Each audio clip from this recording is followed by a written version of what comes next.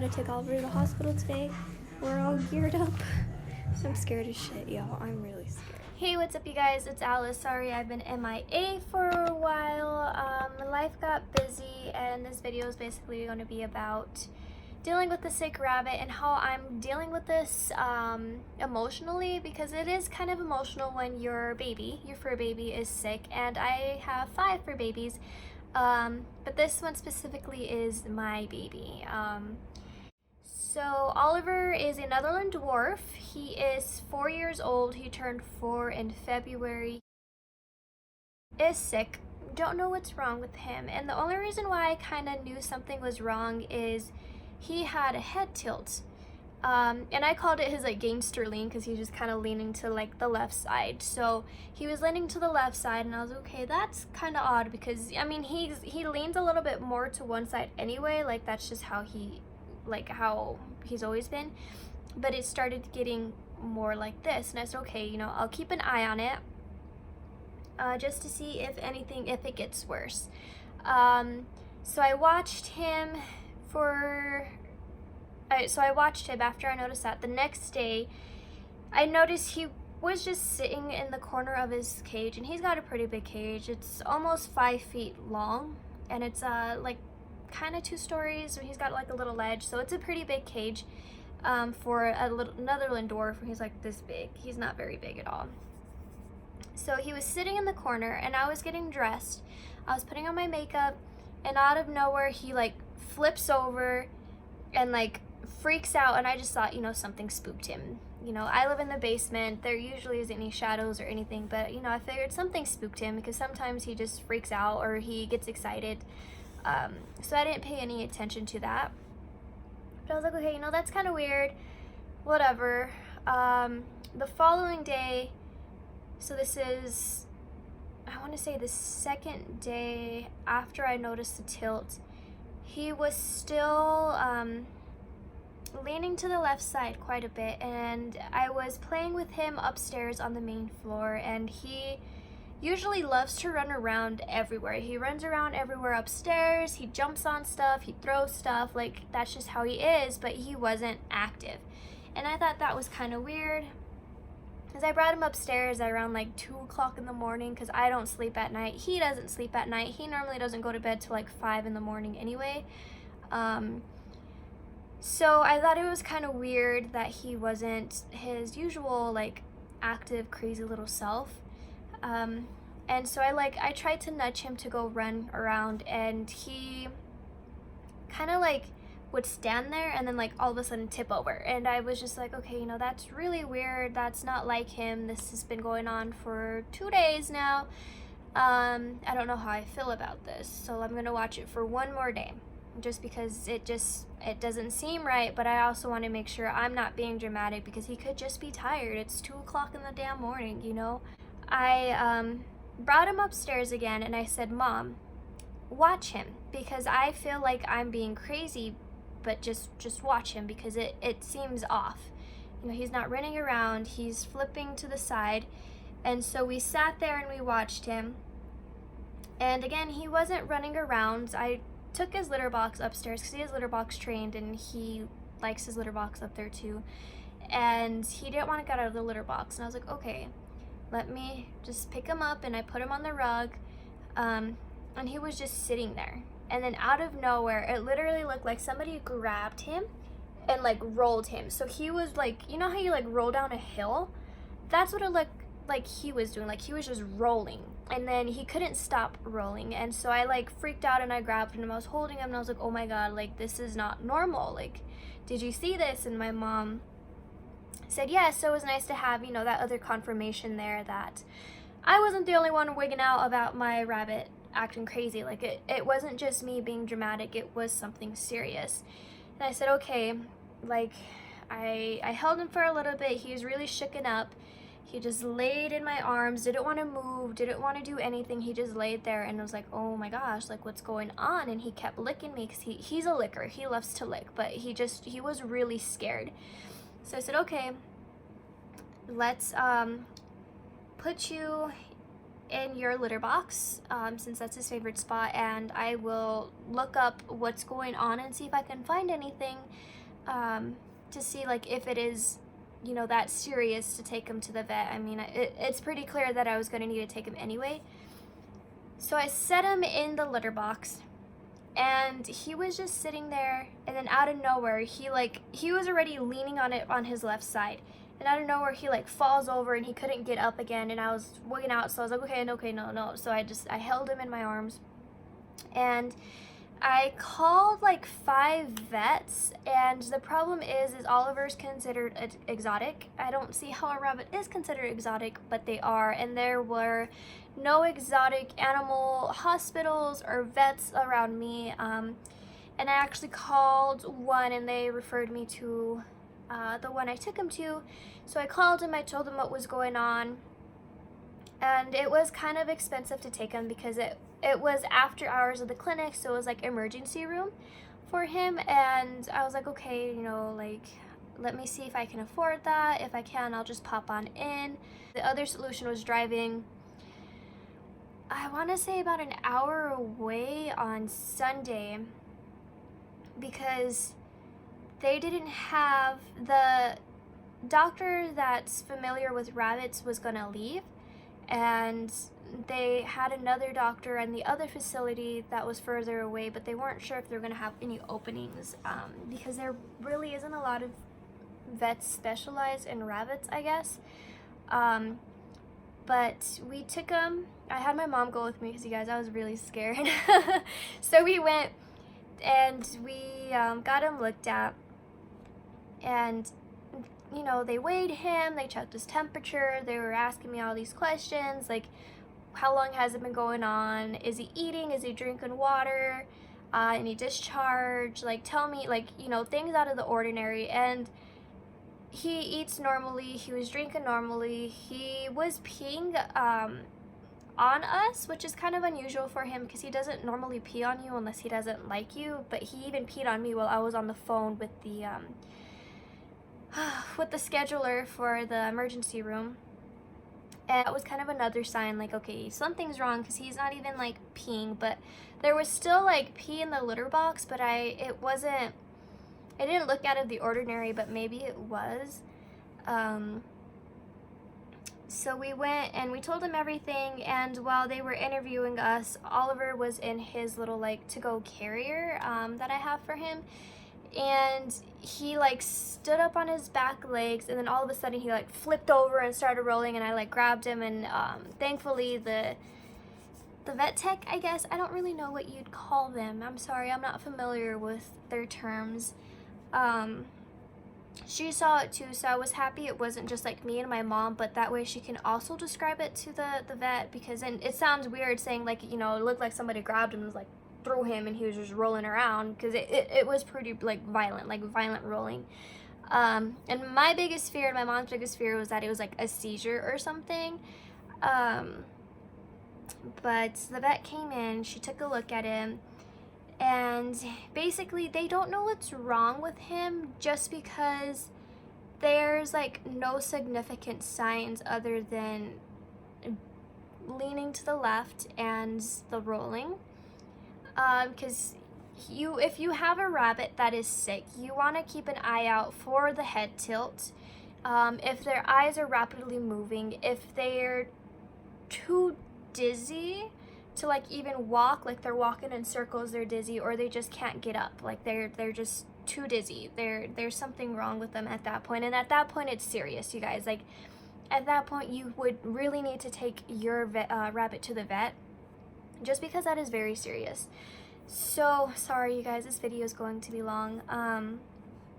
Basically, she ruled it to be a deep ear canal earache, that she couldn't see in his ears. Granted, his ears are like this big, but she said she couldn't see anything, so it could be deep, or it could be a parasite. And it's kind of odd because Oliver doesn't really go outside that much. He'll go out in the summer on the nice cooler days in the shade, because he runs around the backyard. He loves the grass and stuff, and it is all like safe for him.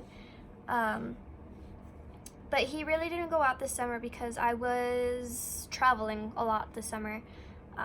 So basically she's like, okay, well, it could take a while for those symptoms to show, because rabbits are prey. They don't like to show weakness. They don't like to show that they're sick. And I was like, oh, okay, you know, that makes sense. You know, if he was outside frequently, but he really wasn't outside. But we also told her that we had a mouse. And since I sleep in the basement, there's a mouse that was in my room.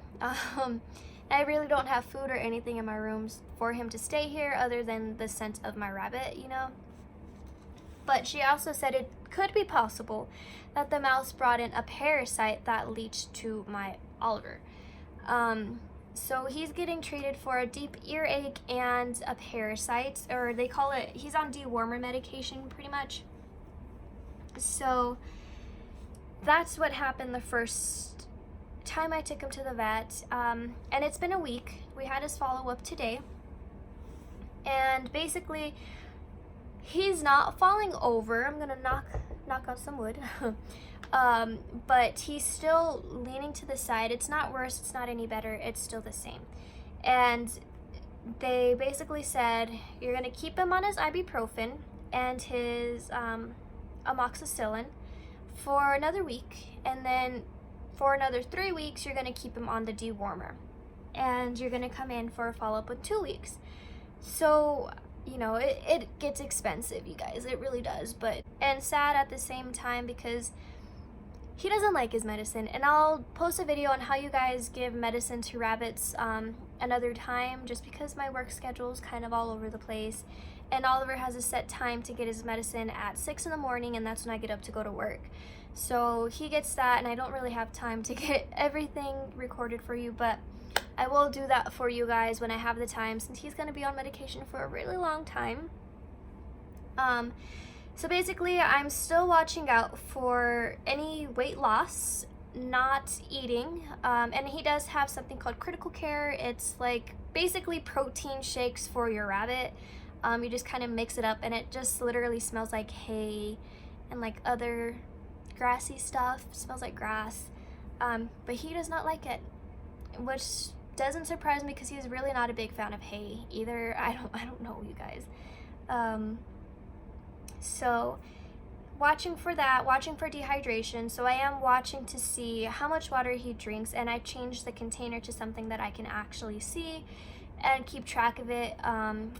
So he's drinking a lot of water and making sure he's eating. And you know, I work in the medical field, so I know you want to eat a lot of vegetables and fruits and get your, you know, probiotics and stuff. And also, antibiotics make his pee stink. That's just kind of what happens with antibiotics. So his pee is a little stinkier, so I've been changing his litter box like every day instead of every other day, since it's pretty stinky. And I've increased his leafy greens. He really only likes to eat spinach and cilantro, so that's what I've been giving him. And watching to see if his head tilting gets anywhere. Basically anything out of the norm. He actually put on a couple of something kilograms, I guess is what they're weighing him in, because he's around 2 pounds, a little over 2 pounds now. But so anything out of the ordinary you're gonna want to keep track of. Oh, discharge from his eye, no sneezing, those are not normal for a rabbit. So keep an eye on that if you notice something's wrong with your rabbit, you guys. But I will include like clips and stuff of us at the vet, my initial reaction when I had to go to the vet, and a picture of him. Oh, they also gave him an IV the first time we went. They gave him a little like IV in his back. I didn't get to see that, unfortunately. I was really curious about how they do that. But they put an IV in his back to get him some water just in case he was dehydrated. And, you know, of course that costs money, but I'd rather have him be on a good start of being hydrated and pushing that critical care down his throat, because I didn't know if he was really eating or not. You know, you just want to be safe. But that way it helped him, and it really did. It really helped that they gave him the IV. We pushed the critical care. on him, and we also gave him ibuprofen, and he perked up right when the ibuprofen started to kick in. Because he was probably in pain, you guys. You don't know. They don't talk. He's not much of a grunter. He'll grunt sometimes, but there was like really nothing going on. Like, it was just kind of like out of the blue for me that he was feeling sick. I'm sorry, you guys, that this video is so long. This is just my experience and everything. So I've been dealing with this, because I talked about how I'm going to be dealing with this, by watching him. And I have a nightlight right next to his cage so he can see all day and all night. And I normally have a nightlight on in my room, but he liked the Himalayan rock salt lamp that I have in here because it changes colors. He liked to sit and watch it and then go to bed. Like, he loved to do that. But since I didn't want to get him dizzy, since he was already floppy and whatnot, I just got a standard nightlight, put it there, and it turns on when it starts to get dark.